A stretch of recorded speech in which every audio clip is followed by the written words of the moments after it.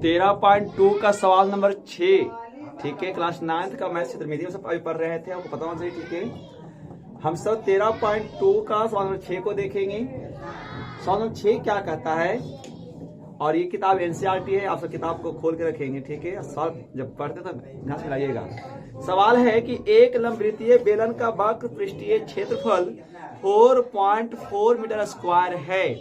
यदि उसी बेलन के आधार की त्रिज्या 0.7 मीटर है तो उसकी ऊंचाई ज्ञात करें। ठीक है, सवाल नंबर 6 क्या बोला कि एक बेलन है। ठीक है जी, एक कैसा है, एक लंबवृत्तीय बेलन है जिसका वक्र पृष्ठीय क्षेत्रफल आपको दिया गया है, साथ में इसकी आधार की त्रिज्या भी दिया गया है।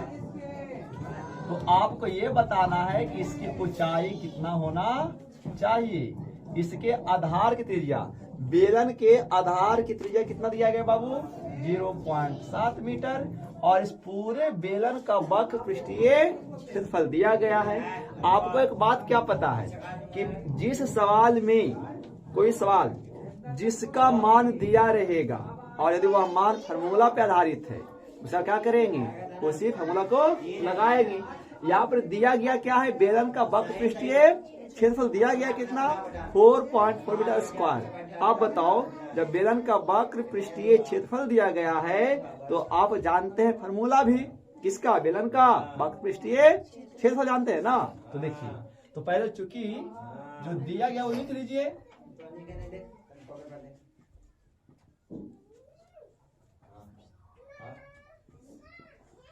चूंकि दिया हुआ है, क्या क्या दिया हुआ है जी, जी हाँ, ठीक है। तो जो दिया गया वो लिख लेते हैं। दिया गया क्या चीज, बेलन का वक्र पृष्ठीय क्षेत्रफल। बेलन का कितना दिया गया है जी, 4.4 मीटर स्क्वायर दिया गया है, और इसके आधार की त्रिज्या कितना दिया गया है, 0. तो पूछा क्या है आपसे, ऊंचाई बेलन की, चलो और भाट कर देंगे हमसे यहाँ पे। अब चूंकि जिस फार्मूले का मान दिया रहेगा ना, उससे क्या करेंगे, उसी को लगा लेंगे यहाँ पे। तो इसीलिए क्या लिखेंगे, बेलन का वक्र पृष्ठीय क्षेत्रफल। अब आपको पता है कि बेलन का वक्र पृष्ठीय क्षेत्रफल क्या होता है, 2πr(h) होता है, 2πr(h).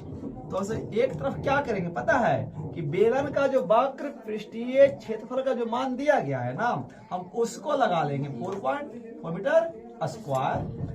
इधर देखिए, 2 का 2, पाई का मान 22/7, त्रिज्या कितना है बाबू, 0.7 मीटर, और गुना h लाना है। छोड़ दीजिए, पॉइंट खत्म करिए ना सर, पता क्या लगाओगे, पॉइंट खत्म, 7 से 7 खत्म। ठीक है, छोड़ दीजिए, 4.4 मीटर स्क्वायर। और यह कितना बच गया, 22 गुना 2, 22 44/10 गुना h मीटर। ठीक है, अब आपको लाना है क्या चीज का मान, h का मान लाना है। तो h रह जाएगा उस तरफ, बाकी सब आएगा इस तरफ। तो 4.4 मीटर स्क्वायर, और ये सब आ रहा है इस तरफ ये वाला, तो जो इधर बटा में आएगा तो गुना में ना, और जो आएगा ने गुना में रहेगा, हो जाएगा मीटर में, और चूंकि मीटर ऊपर में नहा तो हो जाएगा ये नीचे में। अब देख लीजिए, पॉइंट यहाँ खत्म कर देंगे, तो यहाँ भी एगो क्या बचेगा, 0 उतरेगा, बराबर h। अब देखो ये कितना है, इसे ये खत्म, एगो से एगो ये खत्म, 10 से 10 खत्म ना, तो कुछ बचा, तो कितना बचा, 1 मीटर बराबर h। इसीलिए कितना पूछाया गया, 1 मीटर। इसीलिए ऊंचाई कितना आ जाएगा, 1 मीटर आ जाएगा। ठीक है, यानी इस बेलन की ऊंचाई कितना है, क्योंकि यहाँ तो सब कट ही गया, तो कुछ बचत नहीं, तो क्या बचा है, 1 बचेगा, और बचा मीटर, तो 1 मीटर। ठीक है, यानी इसकी ऊंचाई कितना, 1 मीटर है। समझ आया, अच्छा देखिए दे रहा है सर, क्या आपको ऐसे ही करना है। ठीक है, समझ नहीं आएगा तो वीडियो दोबारा देख सकते हो दोस्तों। ठीक है, अच्छा लगे तो जरूर शेयर कीजिएगा, और यहाँ पे अब जुड़े रहिए इस प्रकार से, उम्मीद है मजा आया होगा। ठीक है, जय हिंद।